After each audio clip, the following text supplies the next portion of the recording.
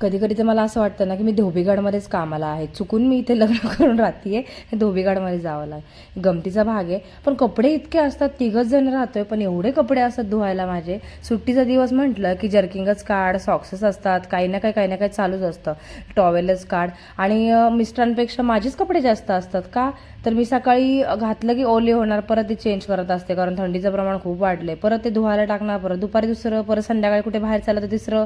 अरे बापरे, नवरा म्हणतोय आमच्यापेक्षा तुझेच कपडे जास्त असतात. माझ्या आणि माझ्या लेकाचे खूप जास्त कपडे पडलेले असतात.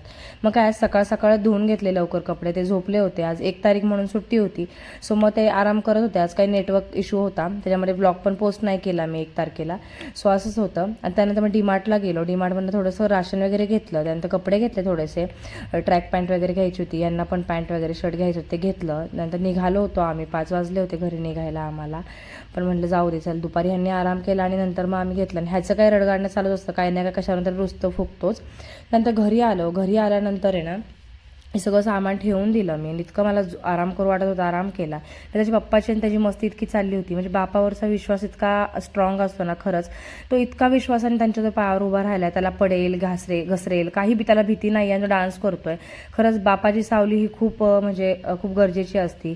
आम्हाला बापाचं प्रेम नाही मिळालं, म्हणजे मला तरी नाही मिळालं, पण मी तनुजच्या ह्याच्यामध्ये सगळं अनुभवते आहे. तनुजचं आणि त्यांचं बॉन्डिंग बघते, खूप ट्रस्ट आहे, असंच त्यांचं बॉन्डिंग राहू दे.